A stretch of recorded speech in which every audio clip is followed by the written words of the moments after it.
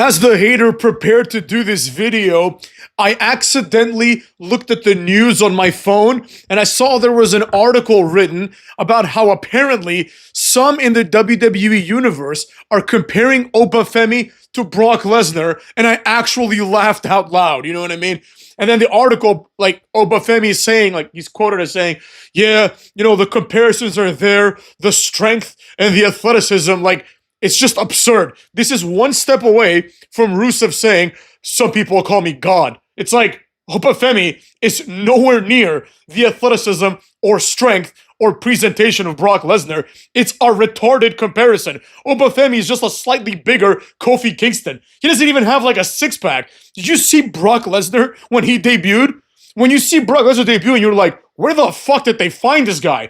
When you see Oba Femi debut and you're like, oh, it's a fatter, smaller version of Rusev. That's exactly what you're thinking the whole time. It's like, he's not this, like, great, like, physical beast when you look at him. You don't think, like, holy shit, like, you know, you don't get the same impression that you get when you see, like, the debut of Great Khali, Braun Strowman, Brock Lesnar, which is at the top of all these people, Kane, Bobby Lashley. You don't get this with Oba Femi. You're like, oh, there goes another guy who can wrestle Jasper Troy. He has the physique of Jasper Troy. You know what I'm saying? He has the physique of like just a big guy, you know? Like, he's not unimpressive, but just the comparison was absurd. I think this merits its own video, but we're going to get to that another time because for now, it's Friday night, which must mean one thing, and that is the haters' SmackDown review segment by segment. All right, the show starts out, and finally, for the first time in what feels like a fucking eternity, the show doesn't start off with the walkouts, but Tessitore explains to us that that was the intention anyways. Instead, there's been an accident. The Samoans, the MFTs, have been involved in an accident. They're all fine, basically. But they've been involved in an accident. Immediately, I'm thinking to myself, it was Rikishi, and he did it for The Rock, you know? But whatever. Adam Pearce is there, like, investigating. The cops are there. And then Kathy Kelly appears, asking questions that nobody has answers to. Contract Cucky, which is what I'm calling Cucky Rhodes now, because all he does is sign contracts. Contract Cucky, motherfucks, appears out of nowhere and says to Adam Pearce, hey, do you have the contract? Let me take a look. And Cucky gets the contract. This all happens within like 30 to 40 seconds, so it's bearable, you know? Much better, in my opinion, than see people walking in, you know? It adds a little bit of mystique to what's happening tonight, although nothing really happened. Anyways, we move on. It's time for like a backstage segment. Charlotte and Alexa are just continuing their we're not friends shtick, right?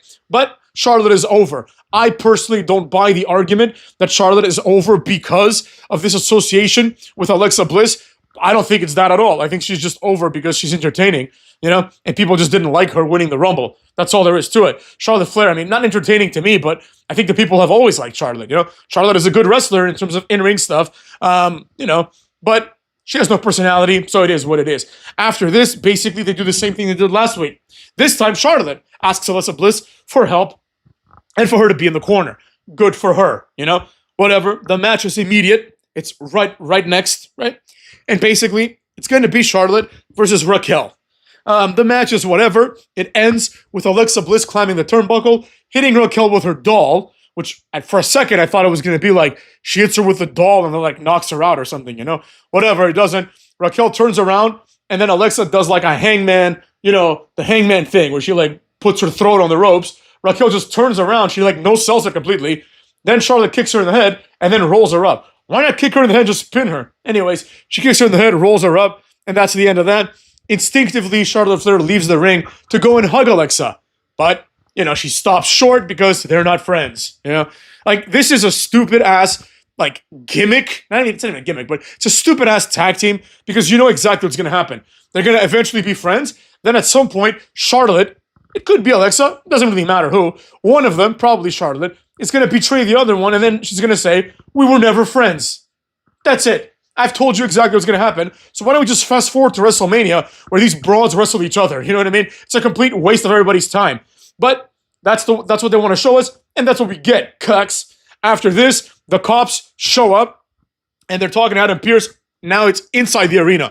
Like, I don't know why they didn't do this outside. They went inside to find Adam Pearce, who's there because Nick Aldis is taking the week off. Complete disaster, right?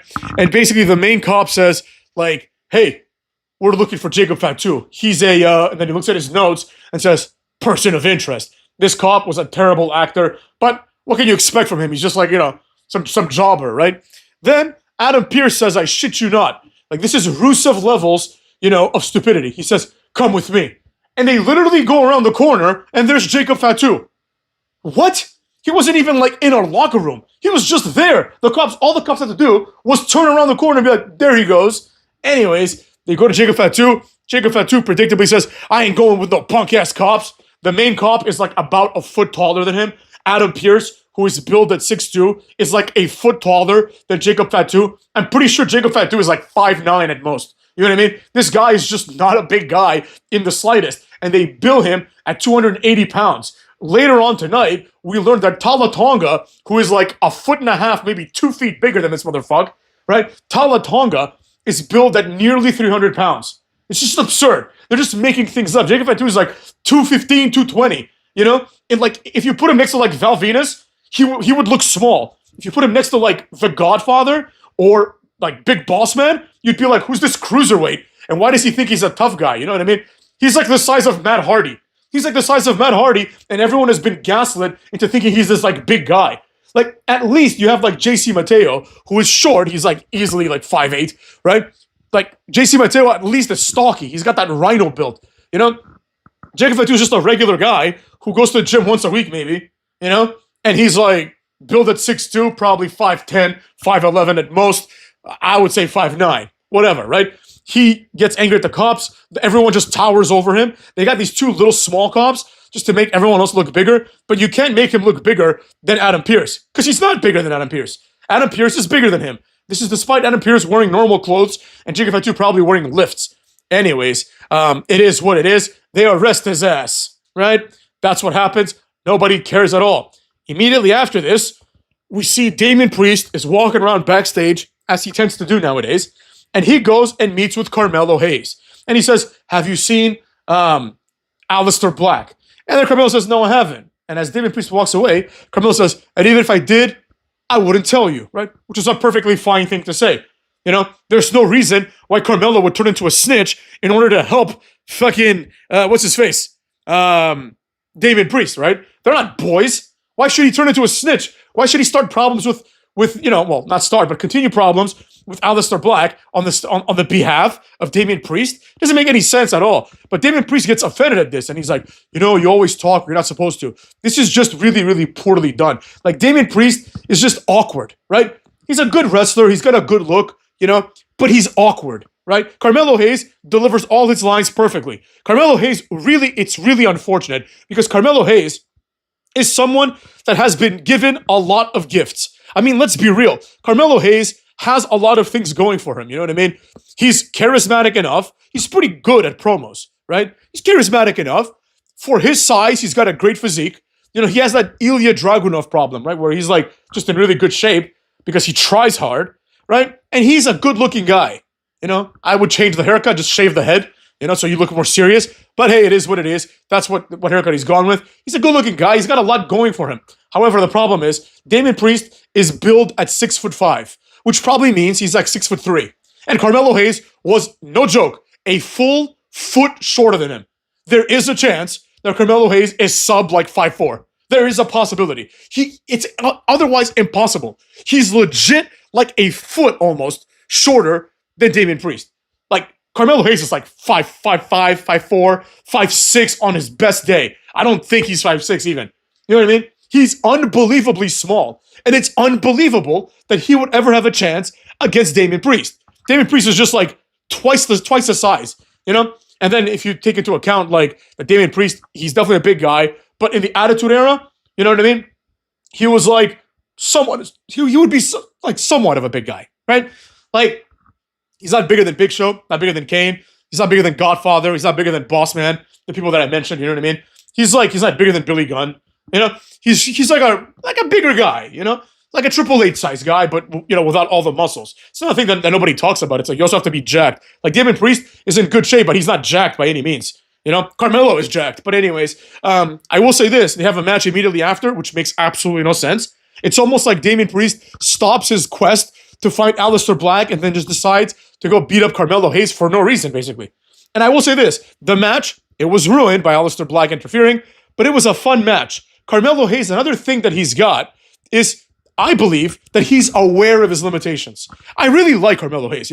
He's very much aware of the fact that he's a tiny man, right? He's a small guy. God made him small. It is what it is, motherfucks. But God also made him athletic. So Carmelo Hayes, he wrestles in such a way where it's almost believable that he would have a chance against someone like Damian Priest.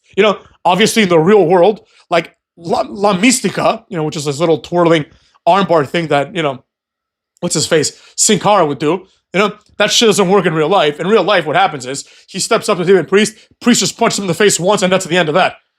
Or he steps up to Brock Lesnar, and in 3 seconds, he's dead. That's what happened in real life. But in the world of wrestling, he has these moves that almost just make sense, right? It makes sense. Things that people normally wouldn't do, like La Mystica, he does because it's the only way, kayfabe-wise, I guess, to get someone down, someone that's so much bigger down, right? It's almost like Rey Mysterio-esque, right? He's not as small as Rey, but he's pretty much there. You know what I mean? Rey Mysterio does these moves, kicks people in the knee, and does these things like Hurricane Ranas, things that would, if wrestling is to be believed as a real thing, Rey Mysterio would have a chance to win a wrestling match. He's never going to beat up Great Ali. Rey Mysterio's never going to beat up Randy Orton, right? That's just absurd. You know what I mean? No one's beating up Randy Orton, the size of Rey Mysterio. He's not beating up Kurt Angle. Nobody's beating up Kurt Angle, period, except for maybe Brock Lesnar, right? But the reality is that if you want me to believe that they will, this is the way to do it, right? This is the way to do it, and Carmelo Hayes plays up to that. So kudos to him. However, he's still a jobber. And even though he didn't technically, get his ass beat, he lost the match by DQ, and he pussied out, because what happens next is Aleister Black in a black suit comes out, throws Damian Priest. Damian Priest is going for the old school. He shakes the rope. Damian Priest falls balls first on the rope, tumbles into the ring, and then Aleister Black hits the Black Mass. Then he looks at Carmelo Hayes, who's like, fuck, I ain't dealing with this, and he just runs away like a pussy. Now, obviously, Carmelo Hayes doesn't have to stand up for himself against Aleister Black, but they were in a feud a month ago. You know what I mean? So it's he should kind of have a chip on his shoulder with respect to this, but he doesn't. He leaves. Good showing for Carmelo Hayes, as always, but quite frankly, it's just not going to work out, And I don't know why, right? I don't know why he can't just be in an Andrade role like he was. I don't know why he can't just win the Intercontinental title or something like that, But whatever. This is the decision they've made, or the U.S. title, and that's how we have to go about it, right? After this, we have the Jacob Fatu segment, right? The story gets resolved in one episode. Basically, Solo Sikoa comes out, and Solo Sikoa says, I did everything for Jacob Fatu. He says the things that he's been saying forever, right? And this is just stupid. Solo Sikoa, he used to be, remember when he was in NXT? He was basically Jacob Fatu. He was this overly serious guy who didn't fuck around. Now he's just laughing and giggling like a little bitch. You know what I mean? I hate that shit, In the words of great rapper, Academy Award-winning rapper, Juicy J, looking like a scary coward, giggling and laughing. You know what I mean? And it's exactly what he's doing. He's out there just being a complete goof. Any kind of aura, I hate to use that word, but any kind of aura that Solo Sikoa had with respect to him being a tough guy is completely gone. It's completely gone. He looks like a clown, right? And the other guys are just also a bunch of losers, except for Tala Tonga. So basically, Adam Pearce comes out. Well, how does it happen first? Oh, no. They go backstage, and Big Jim is there for no reason.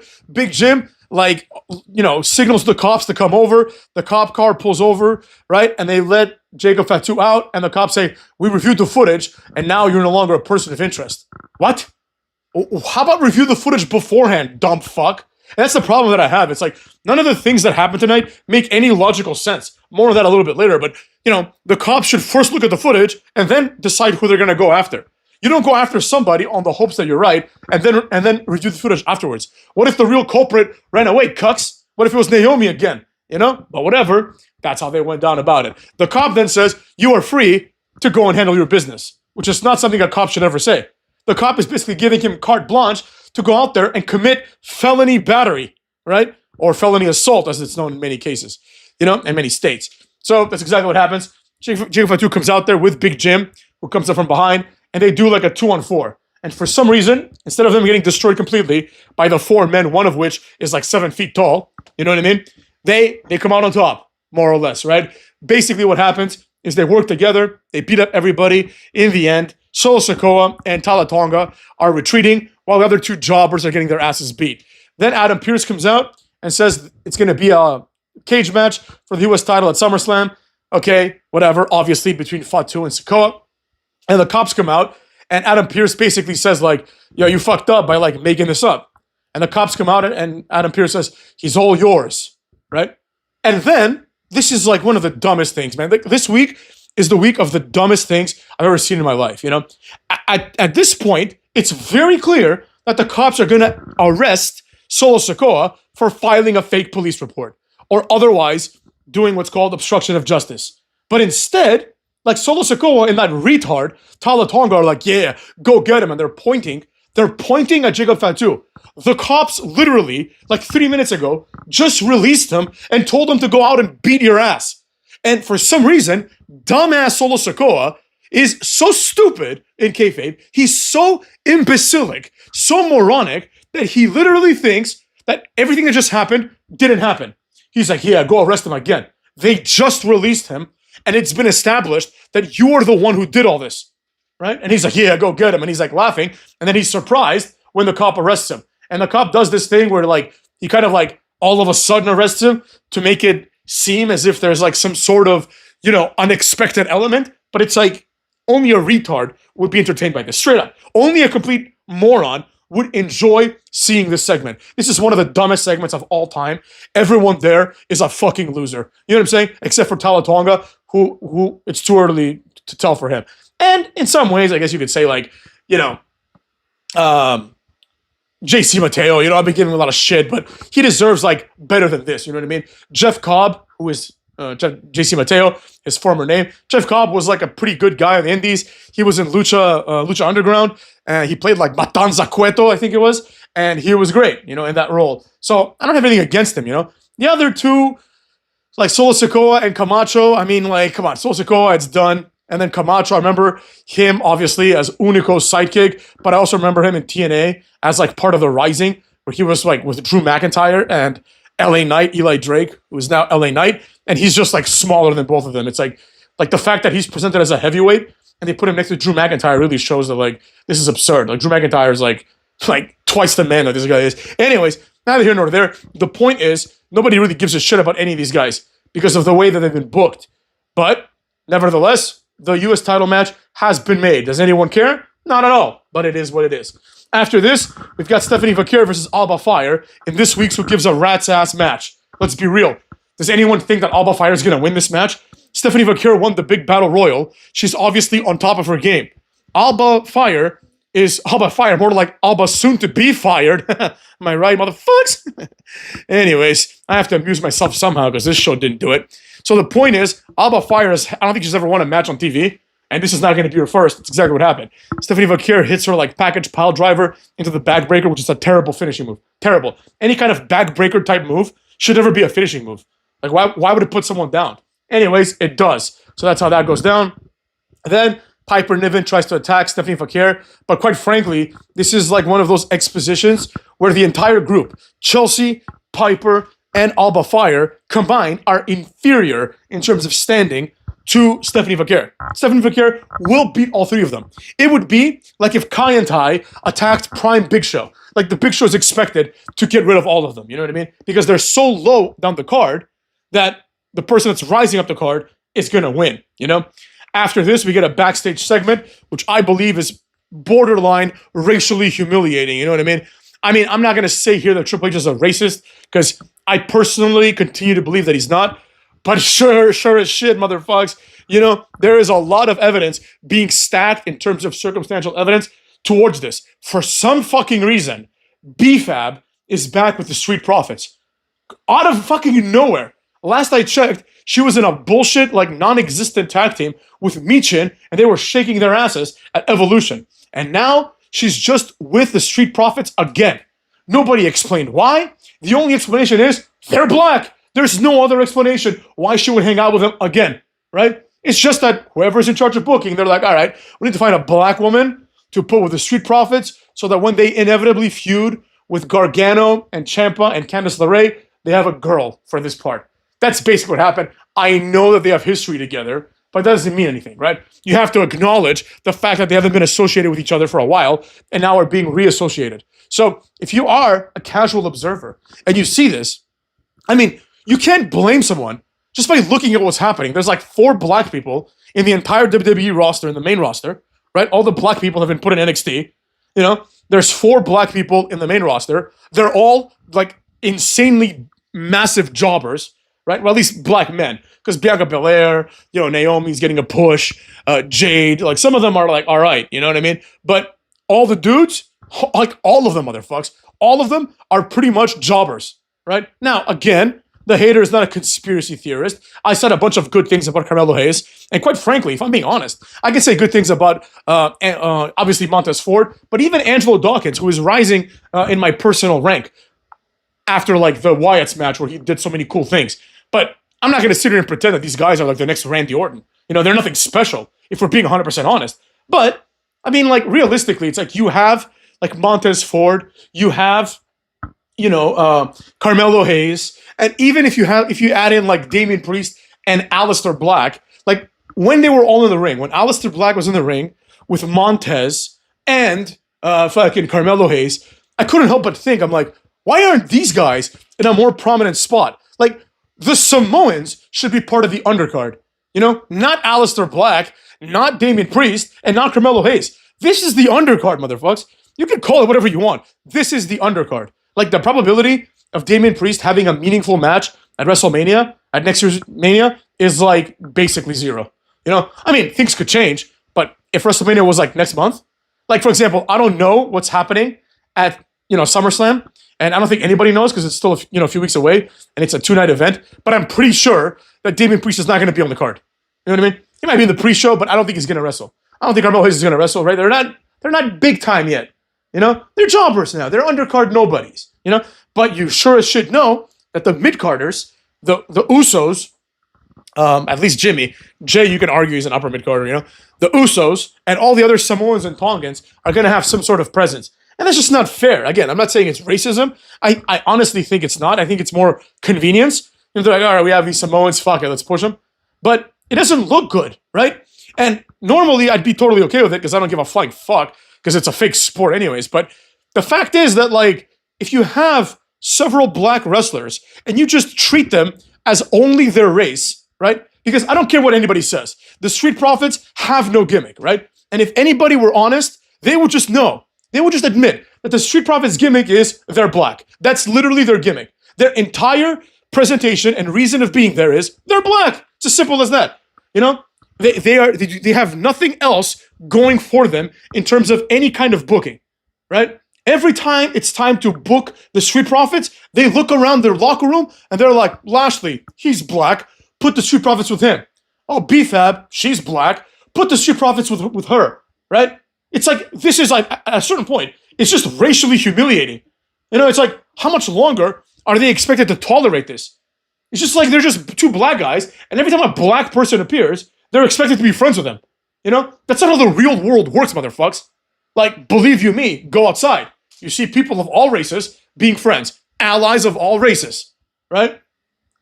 At this point, if they go to Raw, they're going to form a super group with fucking New Day. You know? Oh, the New Day's there too. I forgot about them. They're also jobbers. See what I'm saying?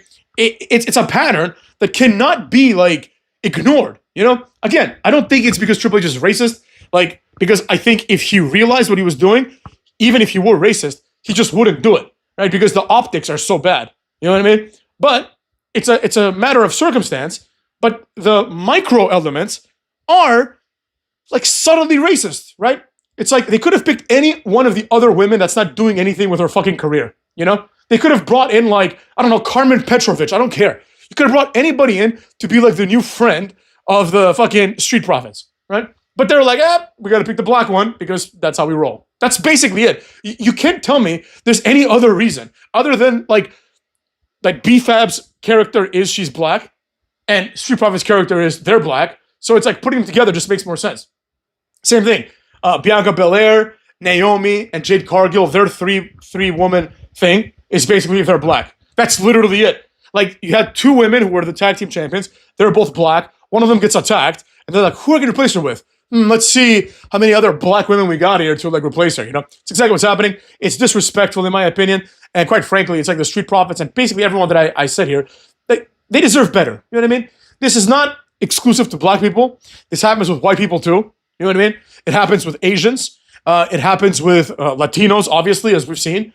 But in my personal opinion, when it happens to like white people, it's a little bit different, right? Because to some degree, the white performers are given the opportunity to have some form of personality, right?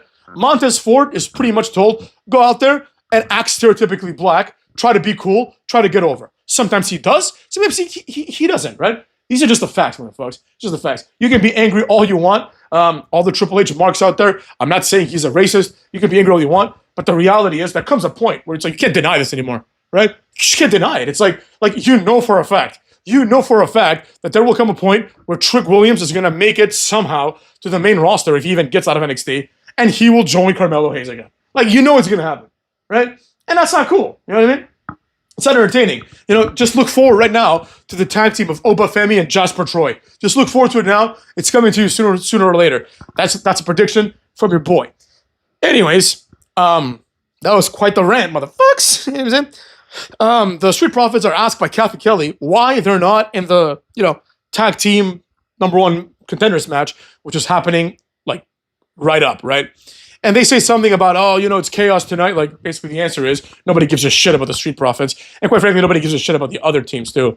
The match happens next. DIY says some shit. And it's DIY, Motor City, Fraxium, and the new tag team of Andrade and Rey Fenix. The reality is, you can say whatever the fuck you want, but Andrade and Rey Fenix coming in here and beating all the tag teams shows how weak and shitty the tag team division is, right? It doesn't make any sense. Andrade and Rey Fenix are not Stone Cold and Triple H. Like, when Stone Cold and Triple H formed the two-man power trip, they won the tag team titles, and then they went to feud with The Undertaker and Kane, who are not only a tag team, but The Undertaker and Kane are the Brothers of Destruction. They are two main event type guys, just like Stone Cold and Triple H. You know what I mean? So, like, they weren't feuding with, like, fucking Bull Buchanan and, like, The Good Father. You know what I'm saying? They were feuding in big-time matches. Even with the Hardys, it was presented like the Hardys have no chance. And that's not what's happening here, because we're talking about not Stone Cold and Triple H. We're talking about Rey Fenix and fucking Andrade, right? But as the match starts, immediately, I think to myself, obviously, Phoenix and Andrade are going to win. That's exactly what happens, right? They do their little, I don't want to call it a double team finisher, but it's basically Andrade holds the guy in like a double underhook, and Rey Fenix jumps over them to the outside, taking out the partner. Andrade hits the message. That's it. And nothing crazy here. Cucky comes out, last segment. He discusses some supposed social media controversy that nobody cares about and that nobody knows. You know what I mean? Cody says he doesn't flinch. Then he goes on explaining how he only flinched at WrestleMania. Well, that's the worst time to flinch. Cut. It is what it is. Nobody gives a shit though. And eventually, quite frankly, I'm not gonna lie to you motherfuckers, right? I just fast forwarded this shit until Cena came out. I can't handle another Cody promo. You know what I mean? It's impossible at this point. I know he's gonna say, I'm gonna win this title. He might mention his girl a couple of times, or his wife a couple of times, or his father probably, but I don't give a shit. I'm tired of it. So I fast forward, Cena comes out. This was actually pretty cool. What Cena basically says is, like, first of all, they do this transparent camera cut where they show both people at the same time, but it's like two shots from two different cameras. It was really stupid, really weird, and I didn't like it, motherfucks. Cena says he won't be at Elimination Chamber. I mean, at SummerSlam. Sorry. He won't be at SummerSlam because he's got a movie to shoot. This, even though this isn't great, I enjoyed it because it's been a while since someone comes to a contract signing and doesn't want to sign the contract, right? Every contract signing in the last, 5 to 10 years maybe has just been people coming out there signing the contract. It's just another face-off.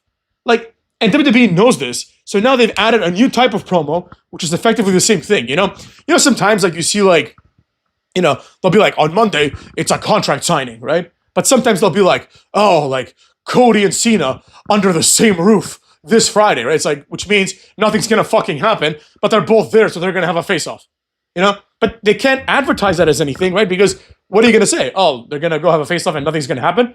Well, that happened last week. It's going to happen next week again. So they'll be like, oh, they're under the same roof. Like, anything could happen, right? And nothing happens usually. I mean, one person might attack the other, but like, it is what it is. Like, they're having a face-to-face for no reason.